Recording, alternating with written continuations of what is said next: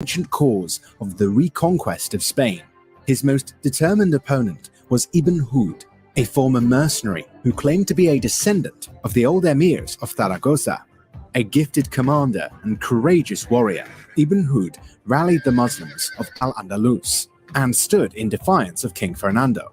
Ultimately, this battle would culminate at Cordoba, the one-time capital of the Umayyad Arab conquerors of Spain. Today, on Real Crusades History, we'll dive into this pivotal episode in the history of the Iberian Peninsula, Saint Fernando, and the Great Crusade of Spain.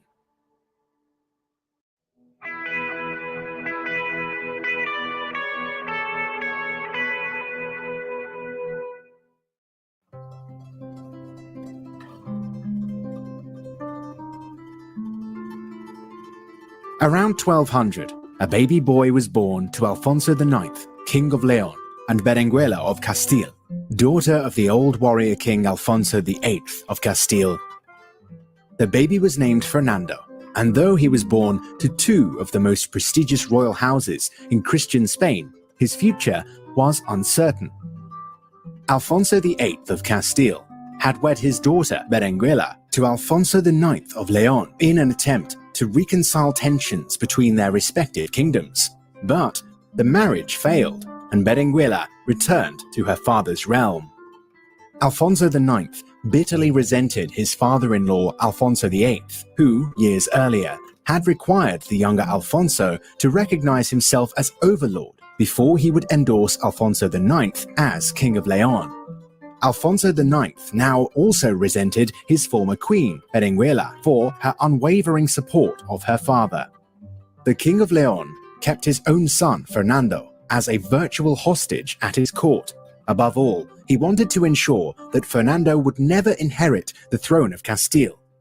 Meanwhile, Berenguela longed to have her son with her again. When her father, King Alfonso VIII, died in 1214, Berenguela's child brother Enrique took the throne, with Berenguela acting as regent. Then, at age 13, young Enrique died unexpectedly, killed by a tile falling from a roof. Berenguela kept the death of her brother secret. She summoned her son Fernando for a visit, and Alfonso IX, unaware that Castile had just lost its king, complied. As eldest surviving child of Alfonso VIII, Berenguela could have claimed the throne for herself, but Berenguela felt that her kingdom needed to rally around a strong, young king. When Fernando arrived in Castile, a tall, athletic youth of around 16, Berenguela assembled the knights and high-ranking men of the kingdom at Valladolid on July 2nd, 1217. Here, Berenguela bequeathed her father's kingdom to Fernando, making him Fernando III, King of Castile. By giving away her kingdom, Berenguela in fact secured it, for she would be her son's right-hand advisor from then on. Son and mother were perpetually close and like-minded in their devotion to the Christian faith.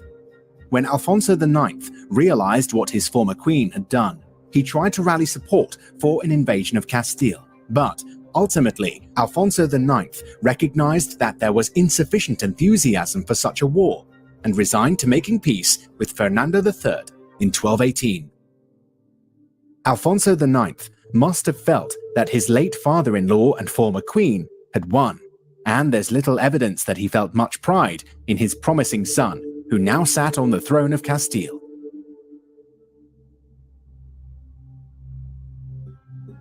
During this period, much of North Africa and the Muslim-ruled territories of Spain were dominated by the Almohad Caliphate, a Moroccan-based Berber empire that in the past had inflicted serious reverses on the Christian kingdoms of Spain. In January of 1224, the Almohad Caliph Al-Mustansir died. Al-Mustansir had not been a strong military leader, but his reign had been tranquil. With his death, a power struggle erupted among the Almohad leadership. The Christian powers of Spain took notice. In the summer of 1224, King Fernando III assembled his court and proclaimed his desire to launch a crusade against the Muslim south of Spain, known as Al-Andalus. The Latin Chronicle of the Kings of Castile dramatically records the episode.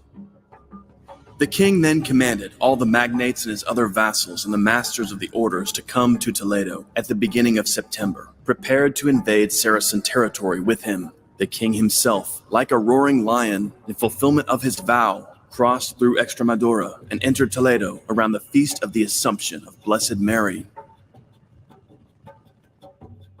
Meanwhile, Alfonso IX, nearing the end of his life, also launched a series of vigorous campaigns to conquer Muslim lands.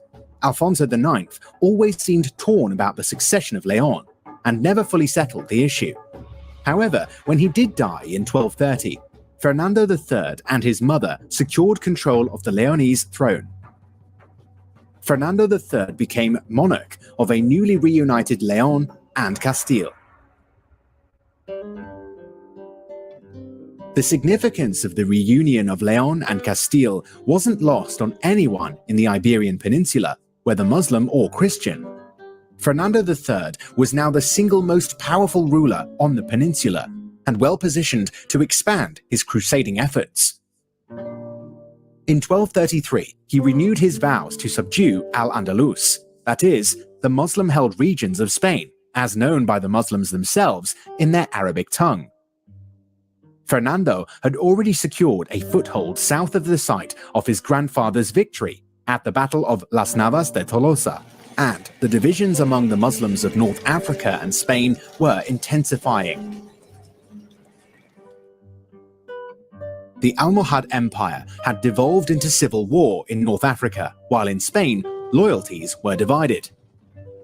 Within Muslim Spain, two formidable princes rose to prominence: Muhammad al-Ahmar, the Red, and Muhammad ibn Hud, a mercenary from Murcia who attracted support because of his capability as a general and because of his pious dedication to Islam. Ibn Hud's fighting spirit soon earned him widespread support, and he took power in Cordoba, Sevilla, and Granada. An embassy arrived from Baghdad proclaiming Ibn Hud the faithful servant of the Abbasid Caliph, another boost to the one-time mercenaries' prestige. However, Al-Ahmar the Red rose in revolt, proclaiming his independence in Arjona in 1232. The two clashed, but ultimately came to an uneasy truce in which Ibn Hud recognized the Red Emir's rule in Arjona and Jaén. Fernando took advantage of this discord and launched a broad offensive into Al-Andalus in 1233. His vassals seized Trujillo, Medellín, Alaña, Santa Cruz, and Magasela in Extremadura. Ibn Hud led a bold expedition to relieve Trujillo, but was repulsed in January 1233 by Gonzalo Yáñez, master of the Order of Santiago, a Castilian military order of fighting monks similar to the Knights Templar. Meanwhile, Saint Fernando besieged the strongly fortified town of Ubeda, the last Moorish fortress in the region. When the town surrendered in July 1233, Fernando allowed the inhabitants to depart with their lives and whatever they could carry.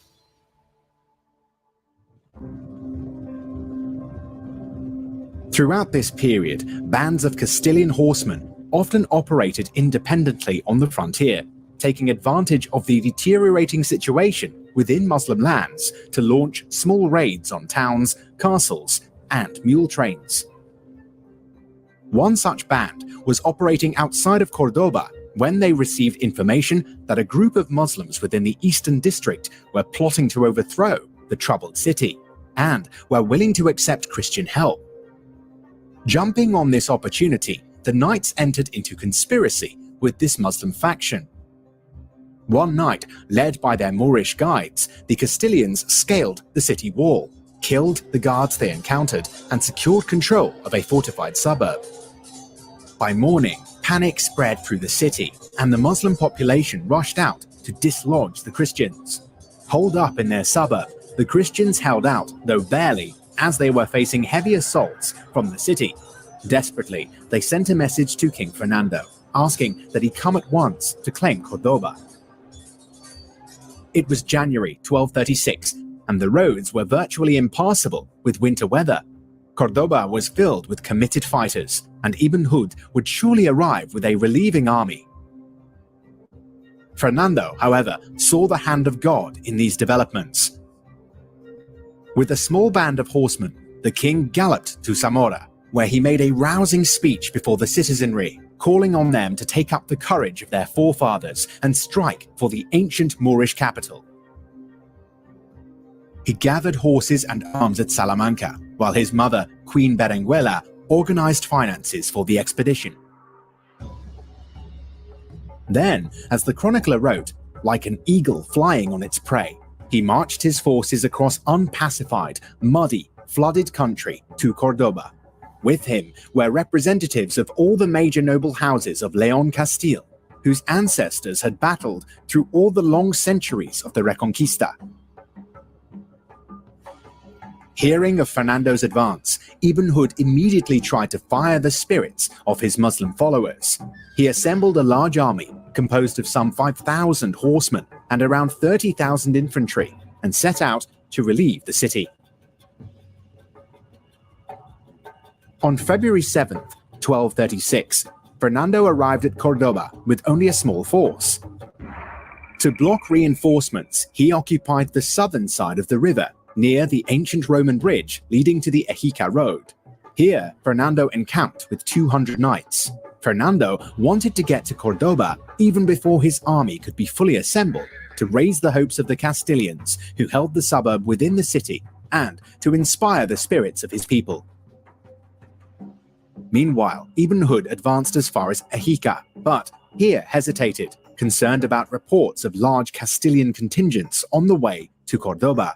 He advanced no further, then returned to Sevilla, leaving part of his force behind to monitor events at Cordoba. Meanwhile, Fernando's troops began to multiply around the great Muslim metropolis. The Cordobans grew desperate after Easter when the city militias began to arrive from Salamanca, Zamora, Toro, and the rest of Leon and Galicia. That spring, the Christians destroyed the fields and tightened the siege. Once it was clear that Ibn Hud was powerless to help, the Cordobans offered to surrender. Fernando took the keys of the city from its governor, Abu Hassan, on June 29, 1236. The king then sent Master Lope of Fitero to carry a cross into the city and hoist it on the highest tower of the great mosque. That very evening, the mosque, with its labyrinth of columns and arches, was consecrated as a cathedral by the Castilian clergy, dedicated to the Virgin Mary, Santa Maria. The next day, Fernando himself entered the city with his army and heard mass at the cathedral. The king then occupied the magnificent palace held by generations of Muslim rulers since the early 8th century. There, he sat on the ancient throne of the caliphs, surrounded by his knights. It was a milestone moment in the history of Spain. Cordoba, the magnificent capital of the Umayyads, the city most cherished by the Muslims of Iberia, was at last taken by the Christians. It was to Cordoba that Pelayo of Asturias was being taken as a prisoner in the 8th century when he escaped and began the Christian uprising against the Arab conquerors. It was to Cordoba that Almanzor, the ever victorious, had dragged the holy bells of Santiago de Compostela some 2 centuries before. Cordoba's fall was felt very deeply, but very differently by both sides. To the Christians, it was a thrilling triumph. To the Muslims, it was a heartbreaking loss.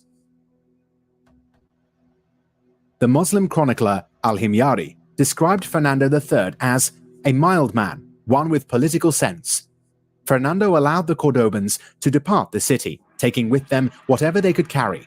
Should they choose to remain, they could continue to practice their faith. Archbishop Rodrigo of Toledo, recalling the events, wrote, "To repair an ancient wrong, King Fernando caused to be carried back to the Church of Santiago and restored to it the bells of Santiago, which Almanzor had carried away to the Mosque of Córdoba, where, to the distress of the Christian people, they were hung as lamps." Once more, the ancient bells would ring at Santiago de Compostela. Fernando's victory at Cordoba reverberated across Christendom. On September 3rd, Pope Gregory IX issued a bull praising Fernando's conquest and granting him substantial funds designated for future crusades against Al-Andalus. The fall of Cordoba opened the valley of the Guadalquivir to Fernando, and in the coming years, many castles and towns once loyal to Cordoba surrendered to him. The loss of the city was a grave blow to Ibn Hud, who never recovered his former prestige. Unrest continued to spread through Al-Andalus, and in 1238, Ibn Hud was assassinated by one of his own followers. It was an unfitting end to a man who had shown courage in the face of a great trial, even if ultimately he had faltered in the end. Ibn al-Ahmar the Red profited from his rival's death and strove to fill the void of leadership in Al-Andalus. His own followers proclaimed him emir at Malaga and Almeria, and he established his new capital at Granada, thus founding the Nasrid dynasty that would play such a dynamic role in the coming centuries. Here, the Red Emir began the fortifications that would become the magnificent palace of the Alhambra. Thanks for watching.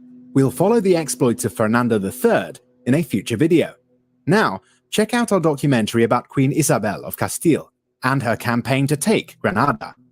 Click on the video linked on your screen to watch now. Also, don't forget to subscribe to this channel and check us out on Patreon, linked in the description below.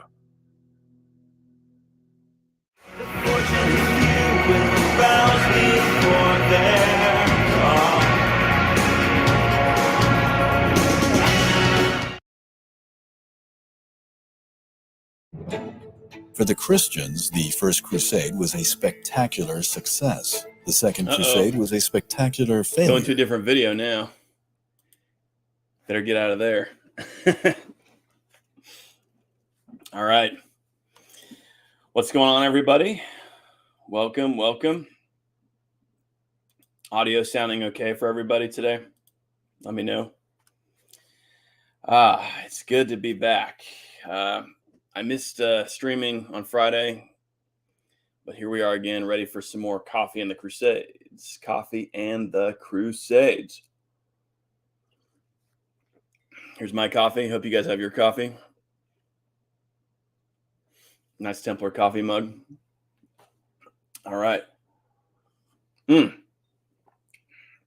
Well, welcome to our usual crew here. So we got our good group. We got John, we got Lambert, we got Kenneth, we got Sam, we got the other Sam. Speaking of which, Sam, do you want to come on next Tuesday? I'll shoot you back an email soon too, but let's talk about the Ottoman harem next Tuesday. I think everybody here would enjoy that. So welcome to Coffee and the Crusades. If you guys are just now joining the stream, Coffee and the Crusades is all about just a casual hangout for the Real Crusades history community over here on the live streaming channel. Please subscribe to this channel if you have not done so. We just do this every Tuesday and Friday at 11 a.m. Central Time and 12 noon Eastern Time, United States time. So that's what we do. And we just do questions and we just hang out and have a good time. If you guys want to do a paid question, that option is available down below in the description through powerchat.live. Although I think this channel is getting pretty close to being monetizable. So pretty soon the super chat thing will also be available. Speaking of which, I did get a power chat late in the stream last time from Sheila. $10. She says, just appreciate the podcast and everyone who participates. Sorry I missed that last time, Sheila, but thank you very much. That was Tuesday when we had Helen on. So appreciate that, Sheila. All right, guys, let's start off today. I wanted to read you something from, I've been reading this to my daughter. She loves this. This is the Arthurian Legends, and it's not really a kid's book, but she likes it. It's got great imagery that she loves, and I think this is good stuff to show your kids. This is the where is this? Yeah, this is what the Knights of the Round Table swore according to one of the traditions. So this is kind of like a knightly oath. This gives us some insight, I think, into the 13th century. Never to do outrage nor murder, and always to flee treason, always by no means to be cruel, but to give mercy unto him that asketh mercy, upon pain of forfeiture of their worship and lordship of King Arthur forevermore. And always to do ladies, damsels, and gentlewomen succor upon pain of death. Also that no man takes no battles in a wrongful quarrel, for no law, nor for world's goods. Unto this were all the knights sworn of the Table Round, both old and young. And every year were they sworn at the high feast of Pentecost. So pretty good stuff. Pretty interesting. So I guess, a couple of things that we can glean from that. And I just wanted to share something that I was, let's see here. Yeah, right here. Let me see if I can share all these with you guys. Just some cool images from, oh wait, hold on. Let's do it like this. We want the whole folder. But I was thinking about how, and I guess this is kind of obvious, but oh wait, that didn't work. I am failing today at sharing stuff, I guess. Let's see here. Anyway, I was thinking about how the round table is this symbol that kind of harkens back to the Last Supper. And I think we kind of forget how, Christ on the cross, this is kind of a symbol of kingship. It might not seem like it, but I think it makes sense. I mean, the sacrificial nature of kingship, or this is kind of this Latin Christian idea of what kingship really means, which is to give of oneself to, let's see here. There we go. To give oneself entirely to the higher good. So I think, here we go. This is a good one too. I think we can kind of get a sense of that from, the idea of Christ on the cross, right? I mean, it is a symbol of the throne, isn't it? It really is.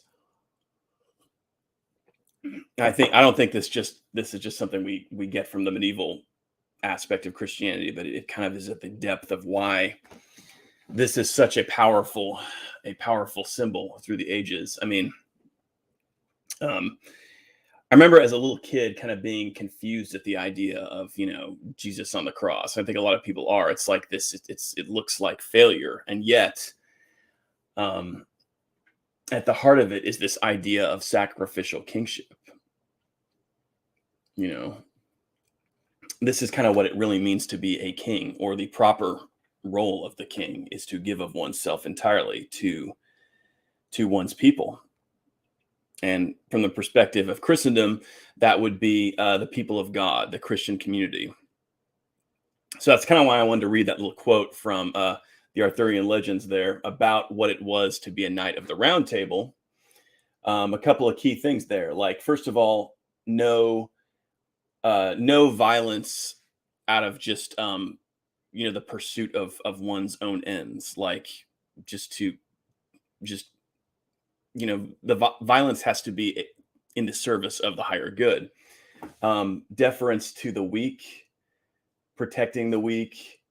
There's a thing about ladies, protecting damsels and ladies, which that it kind of is very specific there, like ladies, damsels, gentlewomen.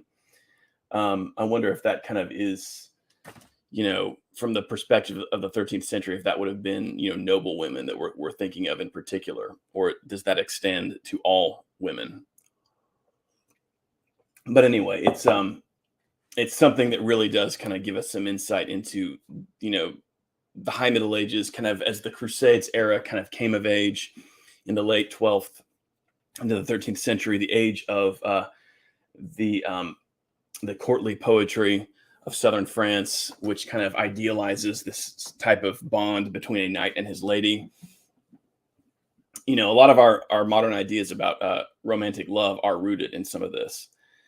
So I don't know. What do you guys think about all this? It's just kind of interesting. It's kind of interesting to think about,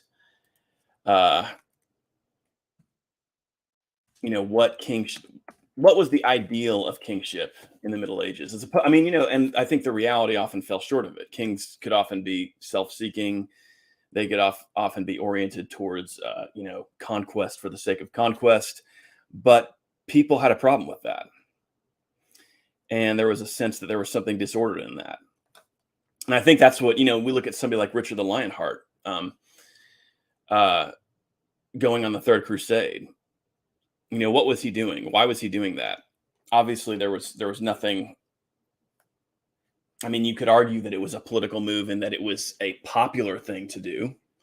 But in terms of his immediate political interests, it wasn't fulfilling that. So what was he really doing? Well, I think he was kind of pursuing this, what we were just reading.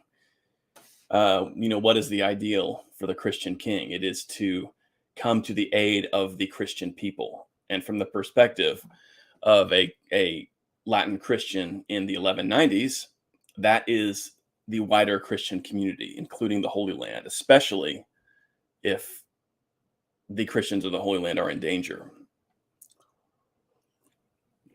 What do you guys think? Chris is asking, what's the book? I just ran across this book, Arthurian Traditions. It's probably on Amazon or something. John Matthews. I found this at the used bookstore for like $1. An awesome find. It's kind of become like the book we're reading at night with the kids when we're putting them to bed. But my daughter loves stuff like that, which is great. So let's get to some questions.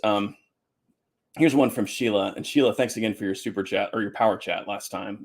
Sorry, I forgot to say thanks last time. Sheila Horn, in regards to kings, I know he's kind of a jerk, but I'm fascinated by Henry II. Yeah, I agree. I do think he's really intriguing. Obviously, he was a successful king in many ways. It's kind of intriguing how successful he was just, in his initial buildup of the Angevin Empire, but then the catastrophic failure of his ability to deal with his sons, or to deal fairly with his sons. Like, why was that? Why was he unable to do that? Why couldn't Henry II deal with his own sons in a way that was going to make them his allies? Certainly many kings did. We know this. Many of the kings of Spain were they didn't have this kind of interfamily animosity.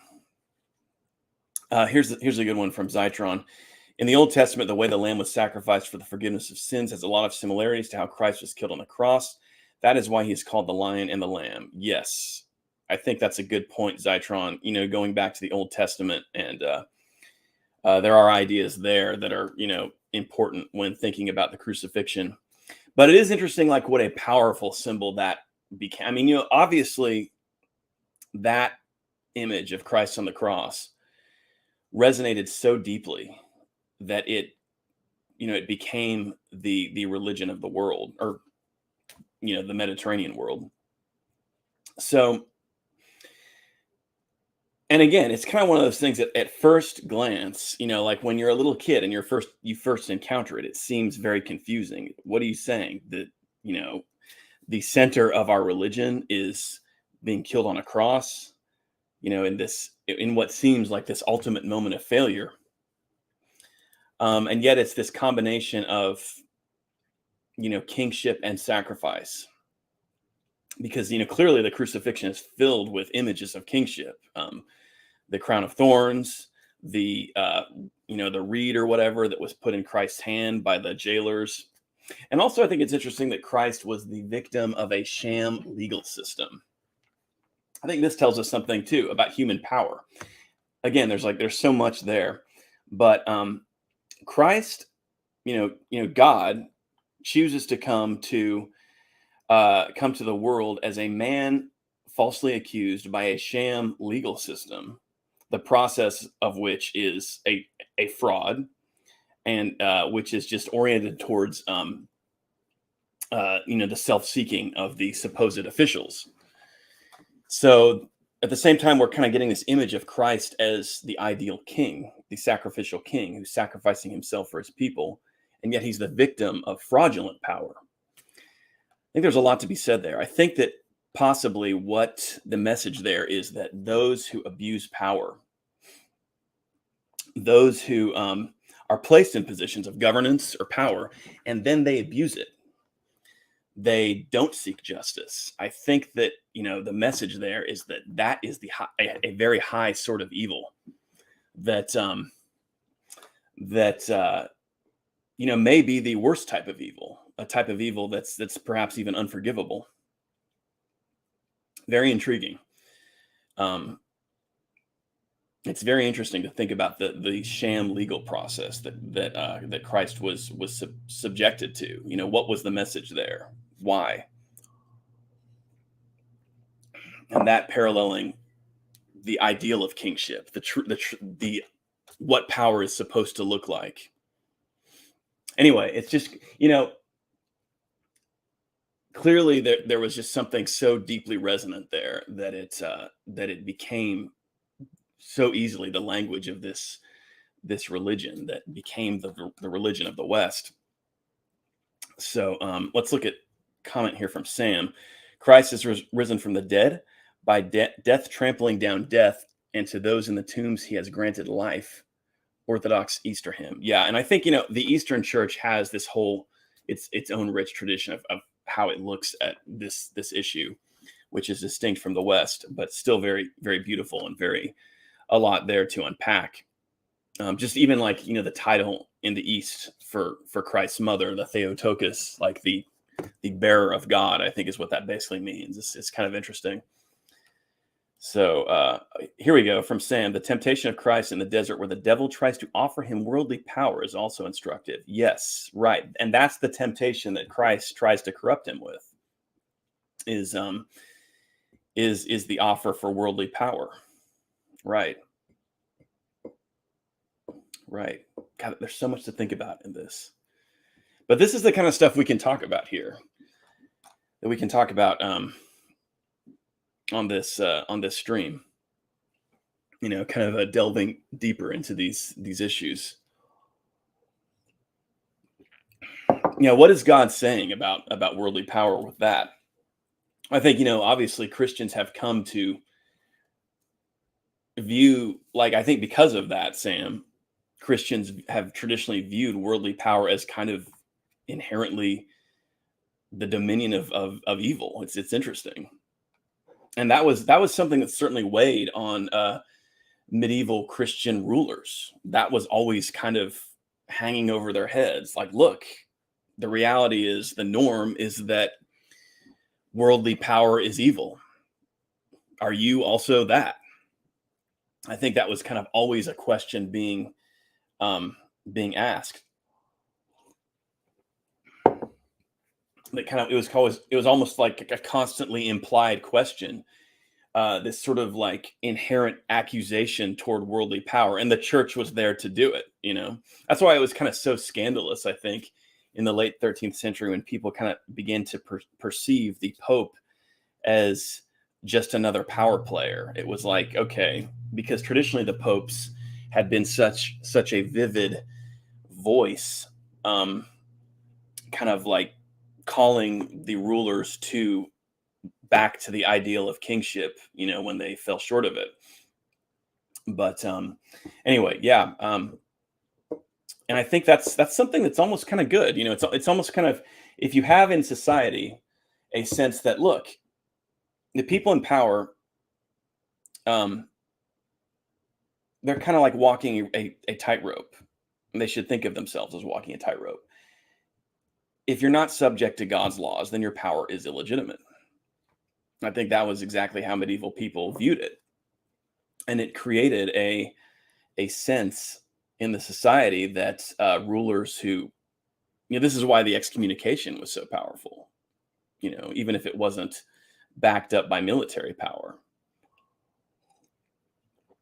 That's one thing I always kind of think, like whenever I start reading about the Roman Empire, it's like, oh, wait a minute. This is a society where the people in power don't have any sense that they are subject to anything beyond themselves. And I think that's probably an oversimplification, I think, but it's a different type of view of power that you get in the ancient Roman world, pre-Christian Roman world, to the idea of Christian kingship in the Middle Ages, which I think is so worth trying to decipher. There's just a lot there that can help us really think about power. Okay, so let's get to some more questions. I'm rambling, guys, but I like this topic. Lambert 41. I've wondered for quite some time why battle-hardened and experienced Templars made the mistake of charging into Al-Mansura. Was it just because of orders like Crusade? I'll be honest with you, Lambert. I don't remember exactly what happened. Are you talking about with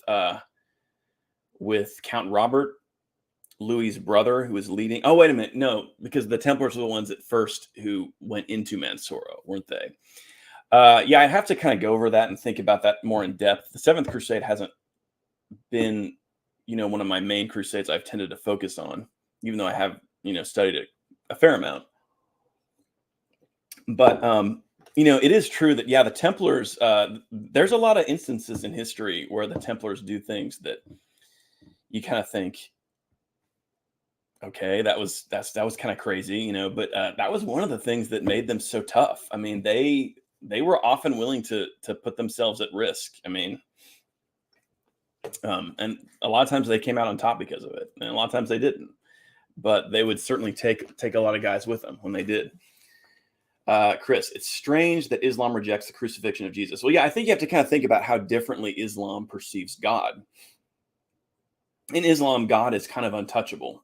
And the idea of touching God is almost like blasphemous. At least this is how I understand it.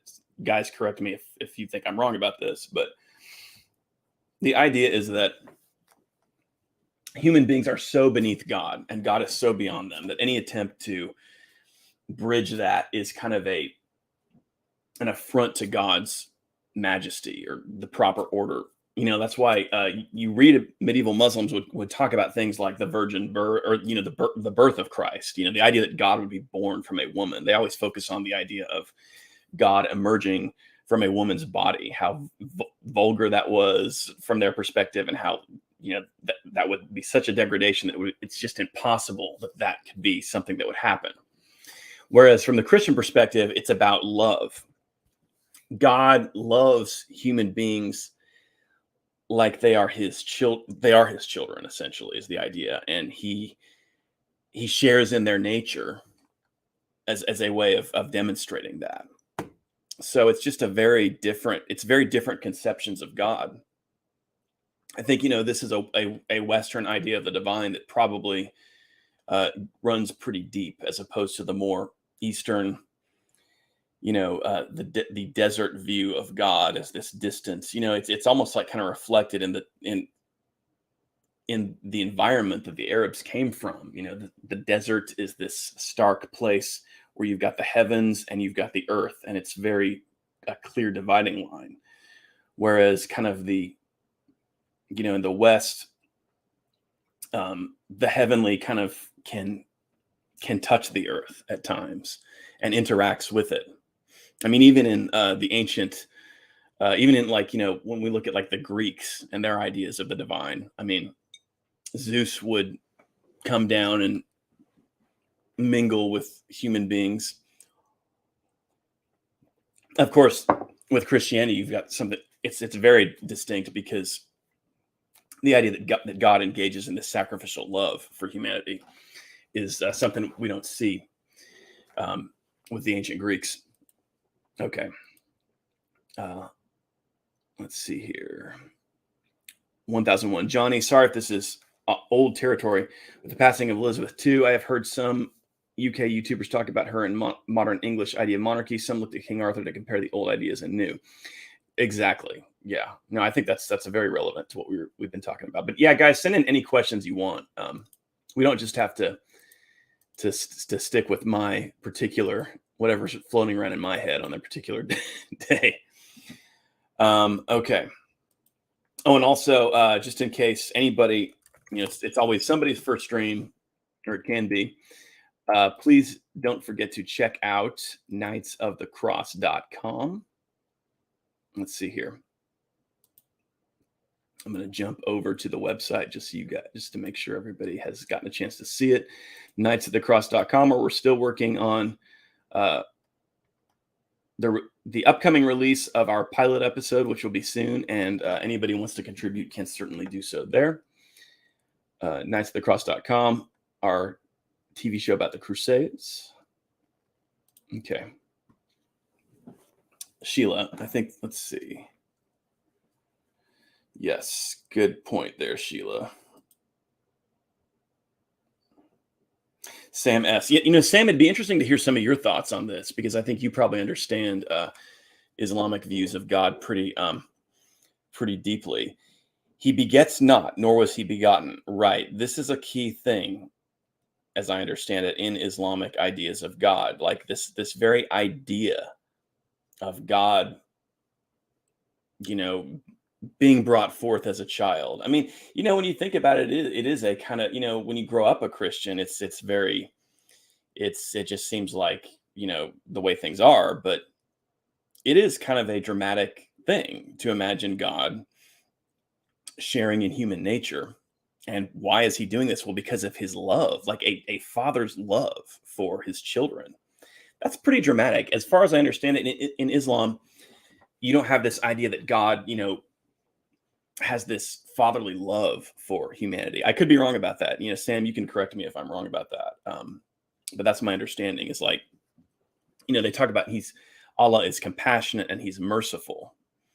I think that those are the two. It seems like those are kind of the two adjectives that we get most often. So like he's willing to kind of extend his goodwill toward humanity. Of course, he's also, let's see here. This is interesting. Sam, unity of God is also a key theme in Islamic theology, i.e. no Trinity. Right. Yeah. And, when I was a kid, I remember learning about the Trinity, and it always made perfect sense to me. I mean, like it doesn't make sense in terms of like, you can't break it down. It's kind of like an incomprehensible concept. But I remember my mom talking about, when I was a very little kid, I can still remember this, three persons in one God. And that made sense to me. I mean, I always thought of myself as being a monotheist. So it's different ideas of what that means. But yeah, the Trinity is this thing that's tough for Muslims. You get that from the Crusade sources from Islam as well. Okay. Let's see here.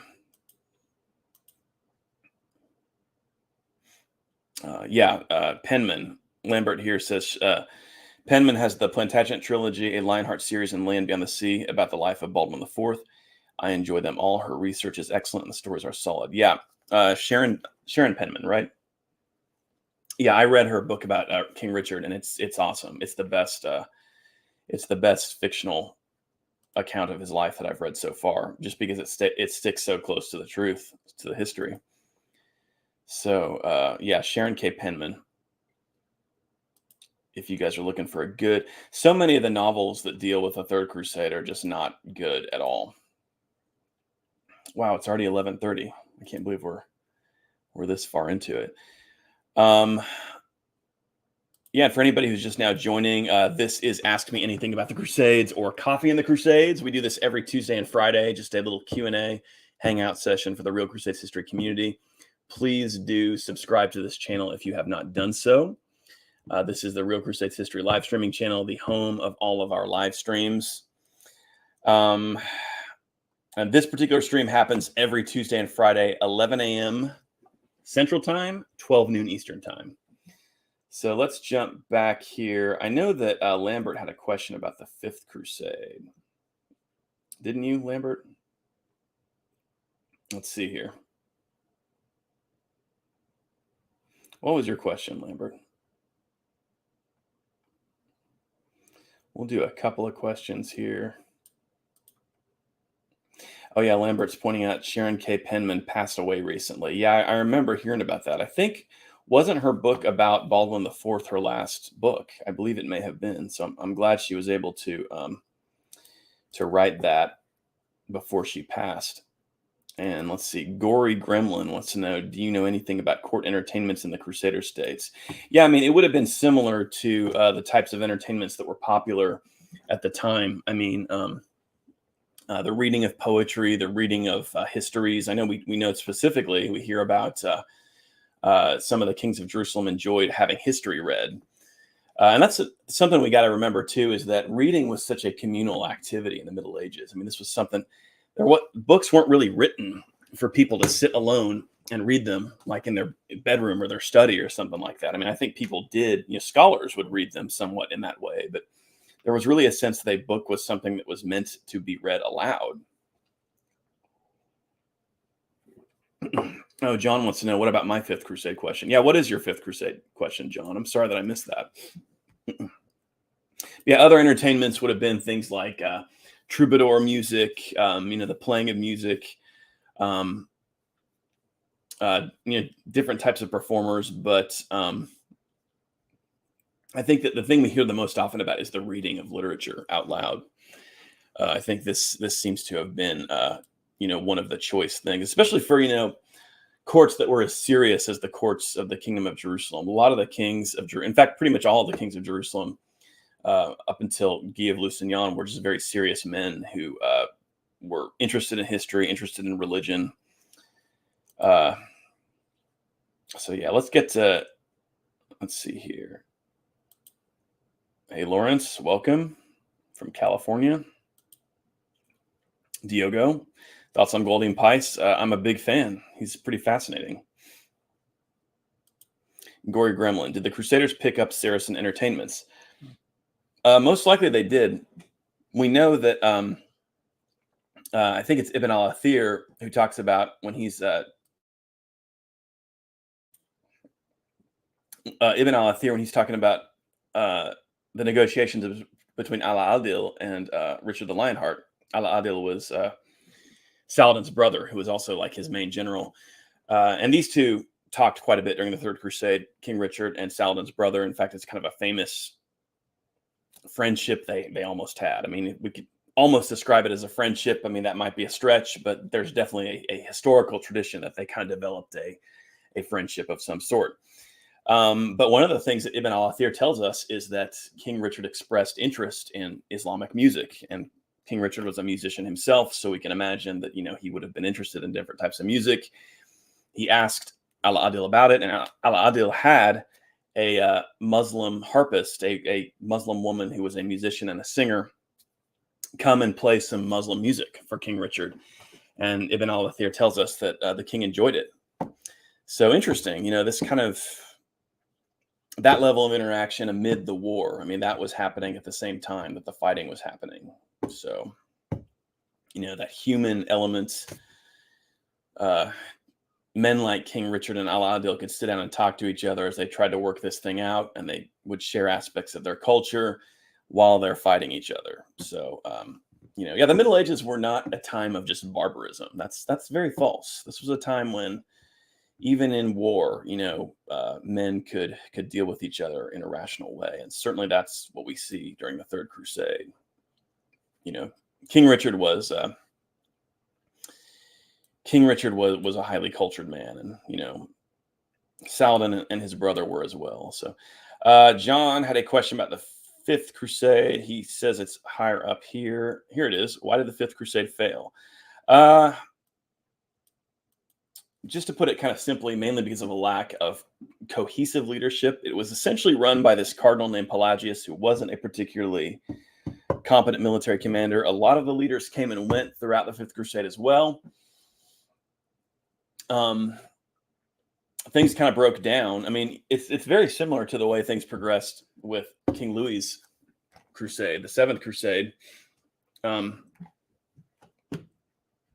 kind of broke down when they were heading up the Nile, inland, and they were intent on attacking Cairo. And similar reasons that, the army was not big enough to really conquer Cairo. they tried it anyway. A lot of the people did not want to do it. The king of Jerusalem at the time, I believe, was John of Brienne, and he was there, and he argued against advancing up the Nile. He was overruled. So I would say it's mainly that. One of the things that the Muslim chroniclers at the time point out is how close the Fifth Crusade came to success. I believe one of the chroniclers even says it was a big shock to the Muslims when this failed, because it had not been expected that it would fail, because it went pretty well right up until that last moment. But, you know, that's how an invasion goes. When you're invading, you've got to get it right, because if it goes bad at a point, then you're probably done. You know, in the case of the Fifth Crusade, what happened was they were cut off from retreat back down the Nile, back to Damietta. And the army was not destroyed. The army remained intact till the end. But when that happened and they realized they were trapped, they negotiated a settlement with Al-Kamil, who was the Muslim sultan at the time, one of Saladin's nephews, son of Al-Adil, actually. And so it was not nearly as devastating a defeat as Louis IX's, where the army was destroyed and the king was captured. I mean, the army remained intact, and they kind of fought to a standstill, and then they said, okay, well, let's talk about this. And, you know, Al-Kamil, he wanted to just get the whole thing done with. He wanted to just get them out of there. And so he came to a settlement with them. Okay, let's get a few more questions, guys, and we'll call it a day. I'm working on a new video, which I'm excited for you guys to look at. So I did a video a little while ago about the second Mongol invasion of Hungary, which is one of those kind of rarely discussed victories against the Mongols. And I'm going to do one now, the third Mongol invasion of Poland. So we're going to talk a little bit about how the Poles were able to overcome the Mongols toward the end. Of course, it was the Golden Horde at this point, not the United Mongol Empire. So one aspect of what had been the United Mongol Empire. Okay, so let's oh, thank you, Sheila. I think we already got that. Let's get a couple more questions. If the Rashidun Caliphate existed at the time of the First Third Crusade, you think they would be able to take Jerusalem? You know, that's one of those things that, I mean, kind of like picking up one aspect of history and dropping it somewhere else. I mean, who knows? It's difficult to know. I mean, at the time of the Rashidun Caliphate, the West was so different. It wasn't even entirely Christianized yet. It was far poorer and militarily weaker than both the Byzantine and Muslim worlds. If you drop the 11th century West back into the time of the Rashidun Caliphate, would they have been able to take it on? I mean, I think there's probably a fairly good chance they would have, because one of the things that happens in the 11th century is all of a sudden the Latin Christians have the best fighters around. And this is pretty clear from looking at the history of Islamic Spain. The Muslim rulers of Spain started bringing Castilian horsemen into their mercenary forces like crazy, because these guys could fight. The Normans were the best fighters of the era. I mean, and especially, you know, the main group that was able to most effectively challenge the Westerners at that time were the Turks. The Arabs, you know, like the Fatimid Caliphate and some of the different Arab powers at the time really had trouble dealing with the Normans and some of these guys. So you're talking about kind of an Arab Caliphate dealing with the 11th century Normans, or, you know, groups like that. And especially if we're talking about, you know, the Third Crusade era, where by then, I mean, the Western cavalry forces were so top notch. So you're dropping them against the technology of the Rashidun Caliphate. Anyway, we've probably talked about that question too long. My answer is I think they probably would have been able to. Yeah. It's kind of impossible to answer though, isn't it? Lambert, thoughts on Sebastian Mamrit and his Chronicle of the Crusades? You'll have to remind me which one that is, Lambert. I don't remember that off the top of my head. Tom, could you discuss Ireland's participation in the Crusades? I don't think there was a lot of it. You may have had some guys going over and being a part of it. Of course, parts of Ireland were ruled by the Plantagenets and by the Normans before that. So there were, lords of Ireland who might have been involved who weren't themselves Irish too. So that's something to remember. Sam, Arabian music can be quite relaxing. Yes. Apparently King Richard thought so, or maybe he was just being diplomatic. Who knows? Chris, do you know the story behind St. Francis of Assisi and the Fifth Crusade?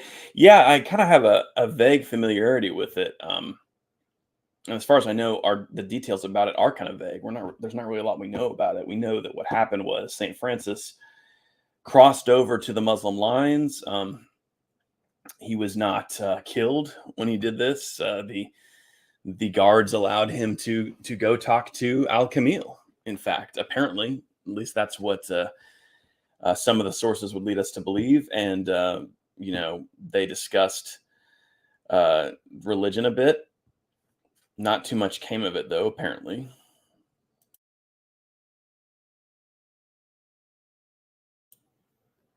Okay, let's do a couple more questions, guys, and we'll kind of wrap things up.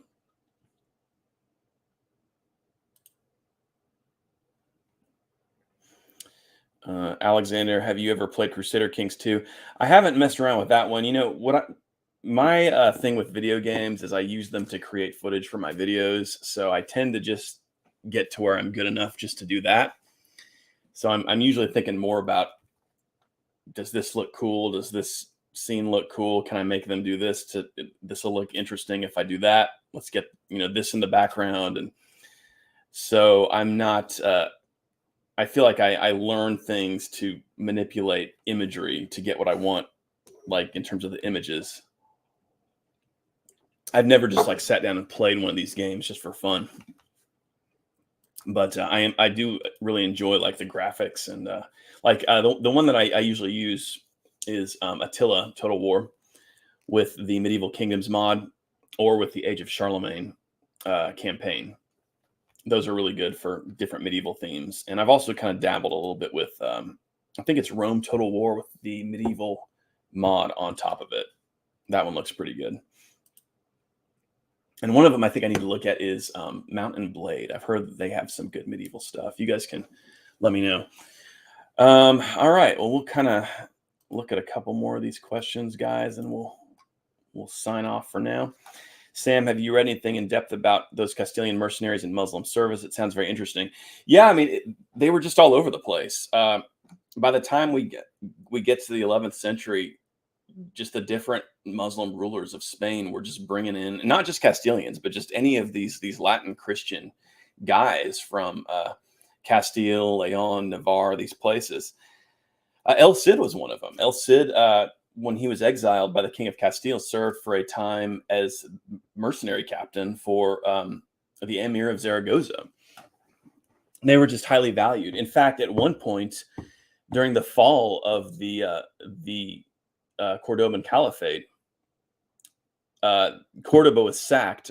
I can't remember which Muslim ruler sacked the city, but Cordoba was sacked, and there were Christian mercenaries all through it, just sacking Cordoba.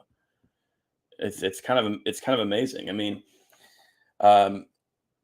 because this guy's army was filled with Christians, so this was like in 1031 or something like this, or maybe slightly earlier. I can't remember exactly when it was, but early in the 11th century,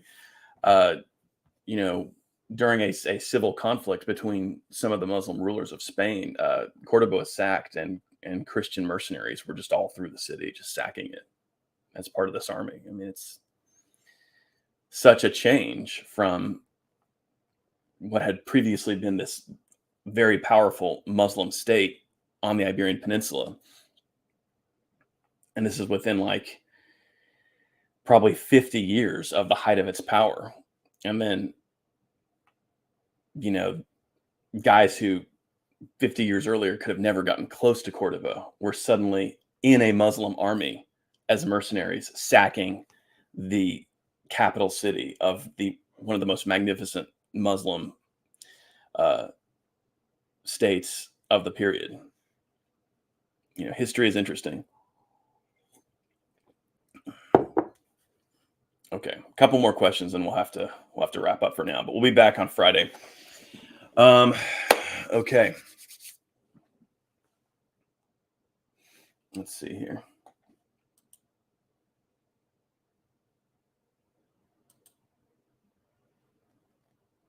I'm trying to pick one. Let's see here. Okay, this will be our last question for today, guys. This will be it. I have to call it. 1001 Johnny, do you see the Crusades had an influence on some of the enemy factions in the works of Tolkien and C.S. Lewis? I think so. Yeah, I think that Tolkien almost was creating. I mean, if you know Crusades history and you watch Lord of the Rings or read Lord of the Rings, you can definitely see some of these factions from the south and east. They kind of have a Saracen type of vibe, don't they? So, okay, guys, thanks very much for being here. It's always fun. Once again, we do this stream every Tuesday and Friday. It's called Coffee and the Crusades. We just talk about medieval history while we have some coffee. It's a good hangout. Every Tuesday and Friday at 12 noon Eastern time, 11 a.m. Central time. So I will talk to you guys on Friday.